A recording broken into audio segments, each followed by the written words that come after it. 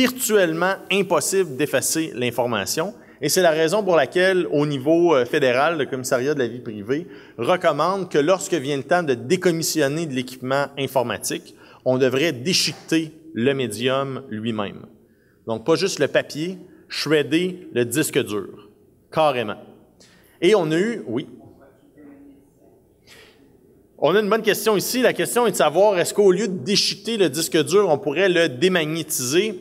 Oui et non, c'est-à-dire que quand on parle du magnétisme, il y a toujours capacité d'aller rechercher, puis de manière forensique, on est capable d'aller restaurer beaucoup, même avec l'effacement par magnétisme. De façon générale, je vous dirais oui.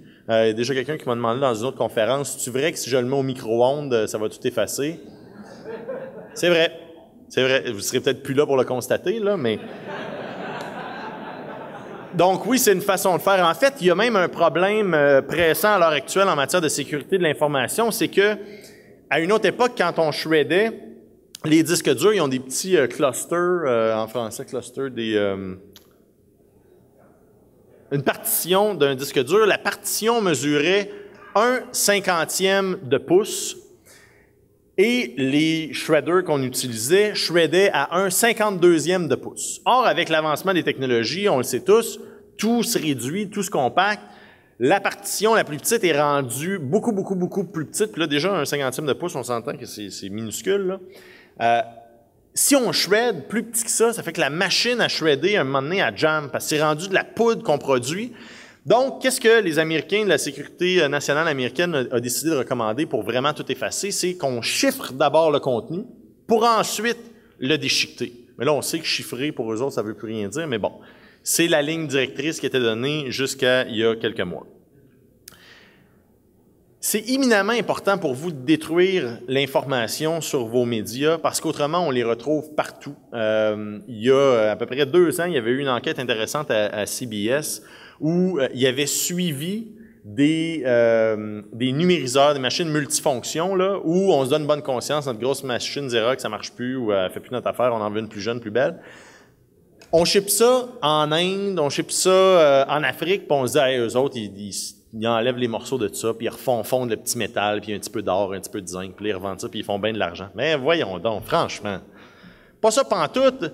Ils savent que ces disques durs, ils ont des disques durs dans ces machines-là, puis que c'est rempli d'une tonne d'informations. Les banques, ils t'envoient ça là-bas, les hôpitaux t'envoient ça là-bas, les arpenteurs géomètres t'envoient ça là-bas. Le vol d'identité, c'est de là que ça vient. Ça vient pas de quelqu'un qui lit par-dessus votre épaule pendant que vous êtes en train de taper votre compte au guichet de banque. Ça vient des médiums électroniques que vous laissez partir à gauche et à droite, votre vieil ordinateur que vous donnez à vos enfants, qu'après ça, ils le perdent ou ils le donnent à leurs amis. C'est de là que ça vient. Bon, mettons qu'on revient dans le vif du sujet. L'exception à la possibilité de numérisation substitution, c'est les archives, les documents historiques, les documents patrimoniaux. Donc, la loi sur les archives du Canada nous interdit de shredder des contenus historiques. Ça va de soi, je ne m'attarderai pas trop longtemps, mais je voulais quand même attirer votre attention parce que, comme arpenteur, et là, ça peut être intéressant de voir, il y a des documents très vieux qui peuvent rentrer dans la classification d'archives à importance nationale. Une chose que j'aime pour la numérisation substitution, c'est que le législateur nous a fourni un safety net. Le safety net, c'est, même si ton document est plus authentique, même si tu vas avoir bien des problèmes à faire de la preuve, là, on va mettre des bâtons dans les roues de l'autre partie pour pouvoir t'aider à avoir ton greffe numérique. Le législateur nous dit à l'article 18, lorsque le document source est détruit, aucune règle de preuve ne peut être invoquée contre l'admissibilité d'un document résultant d'un transfert effectué, évidemment conformément aux règles dont on a discuté, auquel est jointe la documentation qui est prévue pour le seul motif que le document n'est plus dans sa forme originale. Donc, encore une fois, une autre possibilité, le législateur trace une ligne dans le sable puis il dit la partie adverse ne pourra même pas contester en disant « mais là, avant, c'était sur un bout de papier quand j'avais signé ça, là, c'est rendu en format électronique. » Le législateur dit « il n'y a aucune règle de preuve qui te permet de le remettre en question. » Donc, procédure de numérisation, là, c'est un contenu un petit peu plus pratico-pratique que vous allez pouvoir utiliser. Là. La présentation va vous être diffusée, donc c'est toutes des choses que je vous ai déjà dit, vous apprendrez rien de nouveau dans cette fiche-là, mais c'est un bon petit checklist pour vous créer votre greffe numérique. Conservation du document. Premier critère, on doit s'assurer de la disponibilité du document. Je ne vous lis pas l'ensemble de la disposition, mais ce qu'on cherche, c'est à s'assurer de notre aptitude de relire le document. Et là, on s'attache vraiment au matériel, au hardware et au logiciel. Donc, disponibilité du matériel qui permet de le rendre accessible et intelligible. Dans votre greffe numérique, vous allez devoir vous assurer que vous conservez le bon matériel informatique. L'exemple que je donnais avec la disquette de Maître Bellemare plus tôt, si c'est la façon dont vous conservez, pas bonne idée, vous devez garder le lecteur pour le lire. Donc, une des bonnes stratégies, normalement, c'est de migrer vers des nouveaux supports plutôt que de garder des supports patrimoniaux qui vont nous demander de garder du matériel, des logiciels, etc. On est mieux de faire des migrations constantes en vertu d'une politique clairement définie. L'autre chose, c'est que le document doit être intelligible pour qu'on puisse l'utiliser. Bien là, le caractère intelligible, on rentre dans le support logique. On doit être capable de lire l'information qui se retrouve sur le disque dur ou la disquette ou n'importe quel autre médium qui pourra exister. Conservation. La documentation que vous avez générée en numérisant des documents, vous devez la conserver au fur et à mesure que le document évolue. Donc, si vous numérisez un document, que vous l'imprimez ensuite puis que vous le rénumérisez, on devrait être capable de suivre le document par la documentation du jour 1 au jour où on se retrouve. Les Anglais appellent ça « the chain of custody », c'est la chaîne de possession. On doit s'assurer d'être capable de suivre chacune des étapes. Et le but de ça, c'est d'être capable de démontrer que le document qu'on est en train de regarder est identique au document qu'on avait au jour 1. Encore une fois, ces procédés-là vont être automatisés plutôt que faits à la mitaine en ajoutant aux métadonnées des informations névralgiques comme la date de numérisation ou d'impression, la personne qui l'a fait. Donc, on peut rajouter un paquet d'informations qui va être défini dans votre procédure de numérisation. Je vais vous parler un instant de l'évolution de la mémoire. À une époque que je n'ai pas connue, le seul support à l'information était, me dit-on, le cerveau. J'ai aucune idée comment vous avez fait pour survivre. Là. Moi, quand j'ai pas mon BlackBerry, j'oublie tout. Ensuite, on est passé au papier. On est encore un petit peu pris là. Ensuite, on a eu la disquette Marc Bellemare. On l'a réduit de taille un petit peu. Donc là, vous voyez, il y a un thème ici. Au début, la mémoire était ancrée en nous et là, on a extériorisé la mémoire. Là, au début, elle était grosse. Là, après ça, on essaie de la rapetisser. Là, on a mis ça sur des disques durs, sur des CD. Après ça, ça prenait pas assez, il y avait pas assez d'informations. On a fait des DVD, des Blu-ray. Là, après ça, on a fait des clés USB. Ça prend encore plus de contenu. Le problème qu'on a réalisé, c'est que les clés USB sont faites en Chine. Puis quand ils reviennent, il y a à peu près toutes des Trojan Horse dessus, qui fait que quand vous le branchez sur votre ordinateur, vous vous mettez à lancer de l'information qu'il y a sur votre disque dur vers des serveurs en Chine. Et là, on s'est dit, ouais, pas winner comme solution. T'sais, on peut sûrement trouver quelque chose de mieux.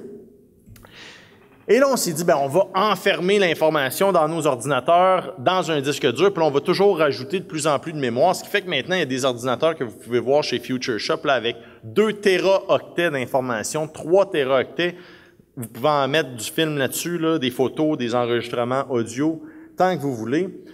Le problème, je vous l'ai dit tout à l'heure, les disques durs, ils rendent l'âme. Puis plus ils sont gros, plus ils tournent vite, plus ils sont puissants, plus ils chauffent. Plus ils chauffent, plus il y a des chances qu'on perde ces données-là.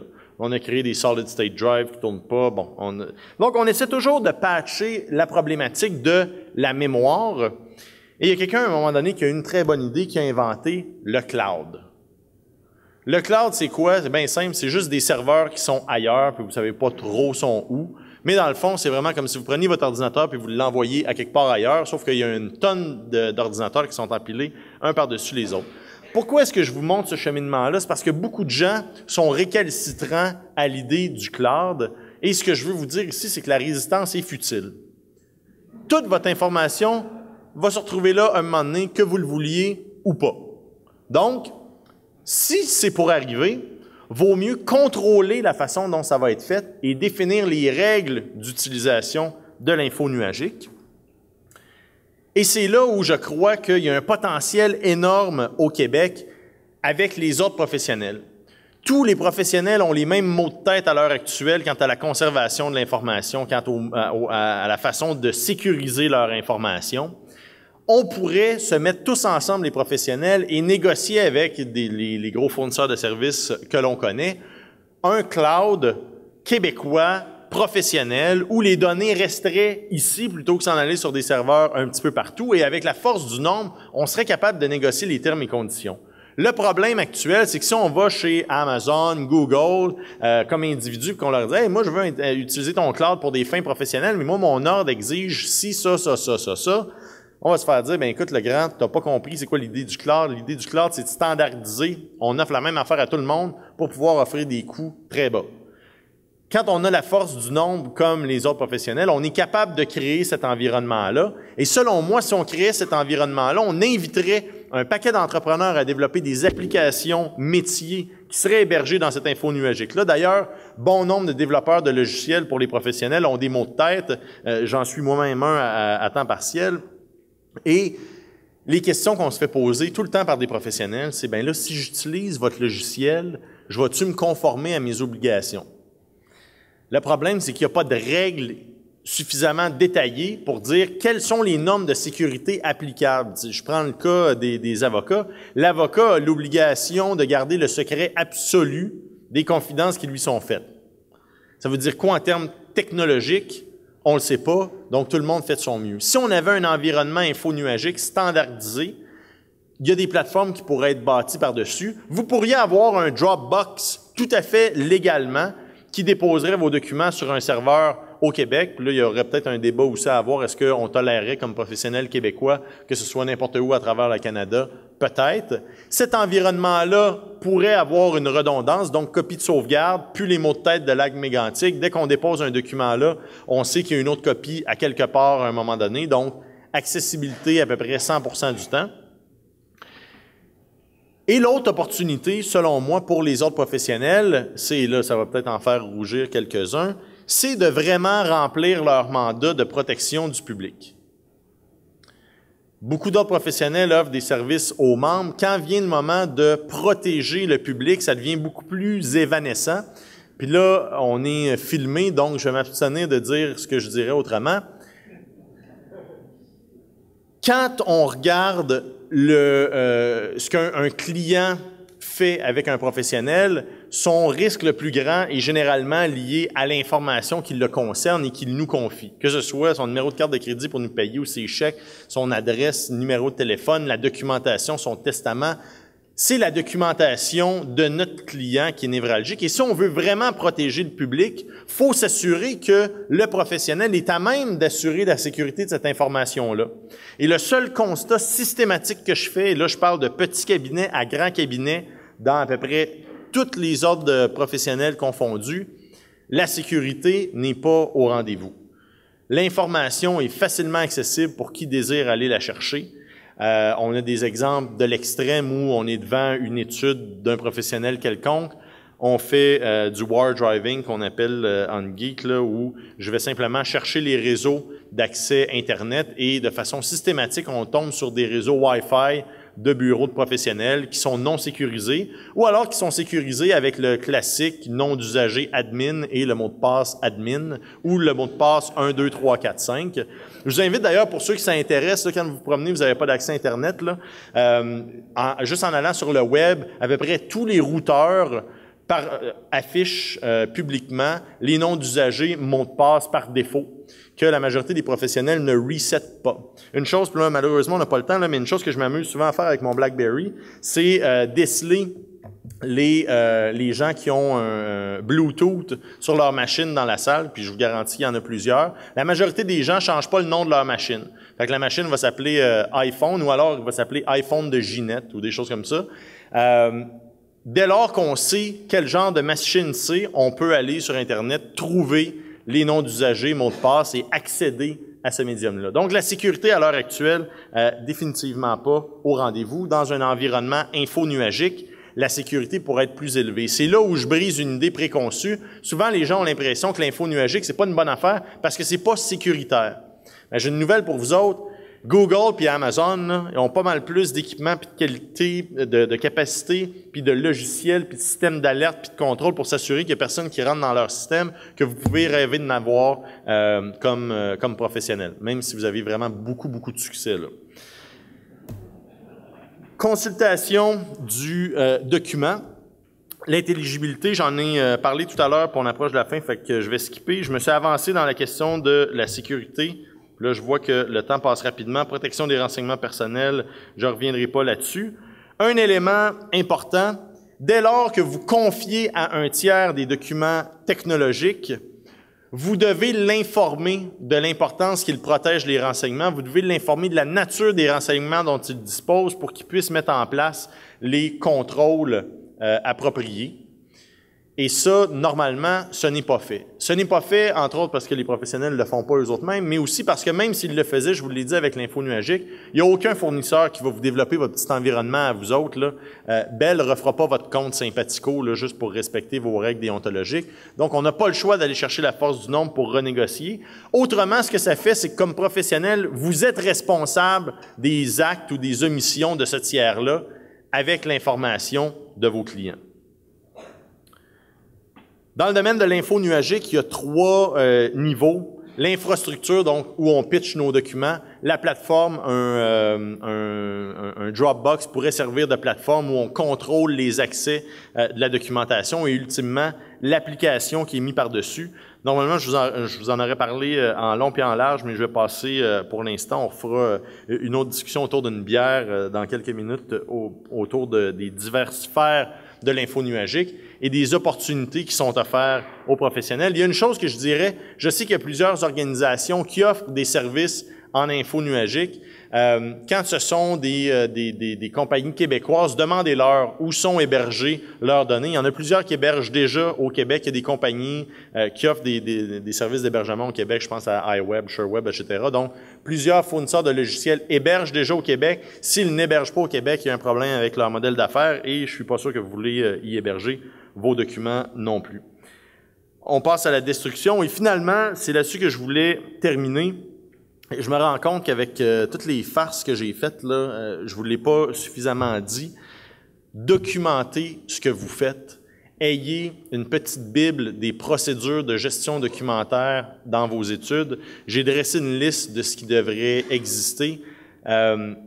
Oui, ça demande un effort au jour 1 à faire, mais une fois que c'est fait pour toujours. Ça vous achète la paix. Ça vous permet aussi, quand vous avez des nouveaux employés qui rentrent, de leur dire « Voici comment on fait les choses chez nous ». Ça standardise les façons de faire. Mais encore une fois, la meilleure possibilité, selon moi, plutôt que tout et chacun développe ces guides et ces procédures-là puis qu'investissent dans les technologies, c'est qu'on se mette tous ensemble, qu'on investisse dans un environnement conforme pour les professionnels québécois et qu'on encourage les entrepreneurs à développer des applications qui vont répondre à nos besoins et qui vont assurer la conformité à notre réglementation.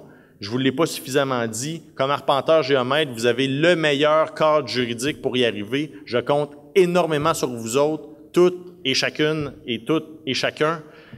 Comment on dit ça, non? Lobbyer votre ordre professionnel afin que vous soyez à l'avant-scène des professionnels québécois. Je vous en serai éternellement reconnaissant. Merci beaucoup tout le monde. Bonne continuation de congrès.